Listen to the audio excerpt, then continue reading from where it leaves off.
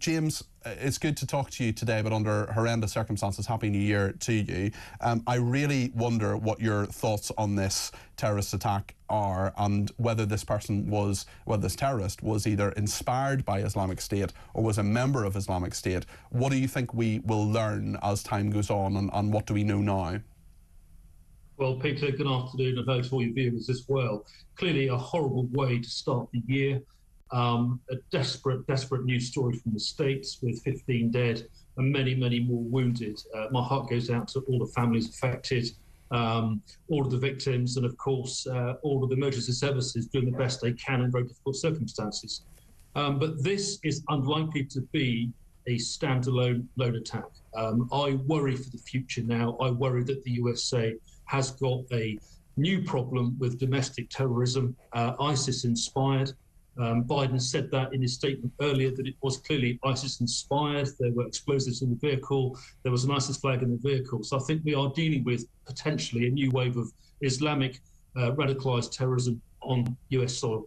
It's interesting as well that the perpetrator, who is now dead, shot by authorities, shot by law enforcement, he had that flag in his vehicle. He was someone who served in the army, the US Army, and indeed the reserves previously. He was born in the United States, we understand, as well. So there is this idea of a homegrown threat as well. What do you make of any suggestion of connections between the two attacks which happened on the same day? What do you read into that, if indeed there is anything to be read into it? I think it's too early to bring parallels between the two. Clearly, we know more about the truck in New Orleans. In terms of the blaze, I think Louisiana police are going to be talking more about that in due course. But quite clearly, we can talk, I think, with some confidence on the New Orleans truck attack. We know who the perpetrator was. We know that he was shot dead by police. We know that there was a clear suggestion of a link between Islamic terrorism and the incident itself. And I think those details are not yet forthcoming from outside the Trump building. So I think let's not jump to conclusions, but quite clearly, this is not a great way to start the new year. Biden hands over in a matter of weeks now to Trump. Trump's going to want to set his mark out, set his stall out very quickly in terms of what he does now to respond to this increased threat. And no doubt at all, the FBI are going to be very busy for a while. It is 12 minutes past, just gone 13 minutes past 10 in the morning in Louisiana, and there is a press conference there from the state police that we're going to bring you as soon as an officer goes. If you're watching on the screen, you can see that the flags there, both of Louisiana and the United States, are ready to go. They're waiting to hear from a senior officer. We'll bring that to you as soon as it happens, and we will get any more information if we can get it. As I say, it is just nearly 10:15 in the morning, and many people waking up to news of this, or greater news, certainly, of this attack, both in New Orleans and also in Las Vegas as well.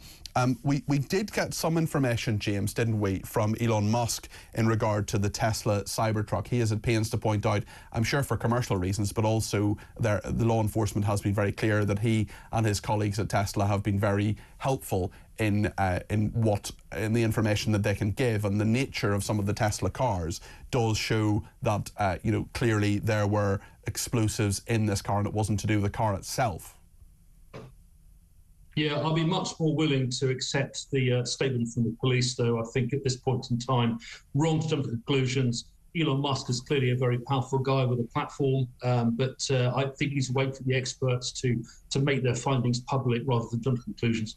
Yes, certainly, and that is a very important thing to do. I wonder if I could ask you, speaking of homegrown terror, about a convert to Islam who was jailed for plotting a Muslim festival terror attack, and he has reportedly stabbed 12 prison officers since being put behind bars. This is a major issue in this country of converts to not just Islam, which is not violent by itself, but Islamism, which is the violent part of it, and going into prison and still being radicalized and being very dangerous people.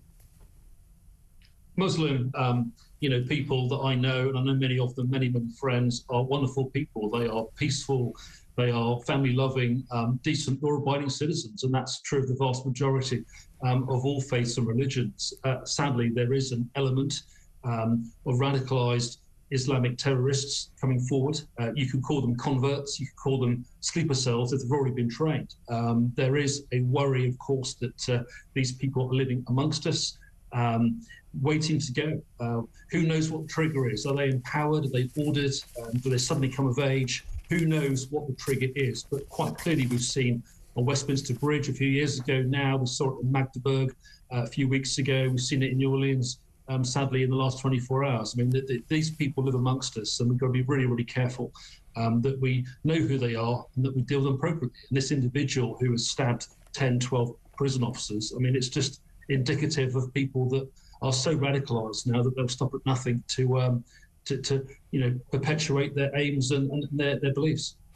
James, I may have to interrupt you in the next few minutes, but we'll keep going until that point, and just apologies in advance if I need to do that. We're going to get a senior officer from Louisiana State Police who will be speaking to us. We'll see that on the screen in just a second. But I wonder if I could ask you just about how this has been reported. This often seems to be the case. We saw this with Magdeburg as well. At least 10 killed after a vehicle drives into a crowd in New Orleans.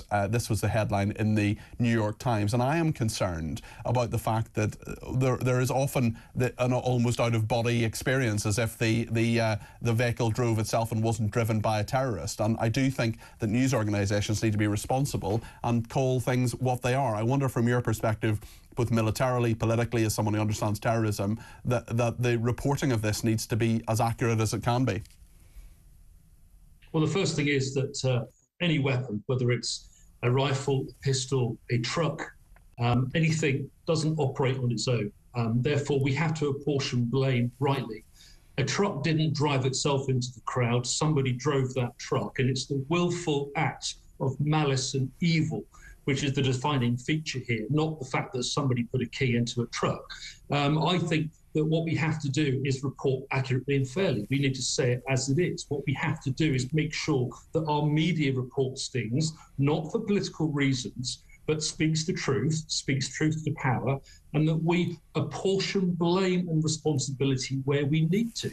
This idea that the New York Times reported as it did, the fact that we've got the left-leaning press in the UK completely unable to apportion any responsibility at all to the individual or the act perpetuated by the individual is completely wrong. And what we have to do, basically, is stop worrying about who we upset. We have to stop worrying about who we offend.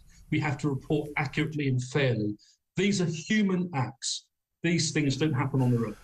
We'll continue to wait for this press conference. This is in New Orleans. Louisiana State Police and we imagine the FBI officials about to share updates on the attack which killed 15 people. We're with James Sunderland. He's a retired Army Colonel, former MP. He was the chair of the Armed Forces Select Committee and also, of course, a very senior officer in the army. He understands these things. I wonder how at risk you think this country is from something similar, because, James, we have seen we've seen Germany in many ways a similar country to the United Kingdom. We've had homegrown terror here, but in terms of people, a terrorist using a vehicle as a weapon, especially at something like a Christmas market or a very, very densely packed event, how worried and how prepared are we, do you think, here in the United Kingdom for that, should it happen?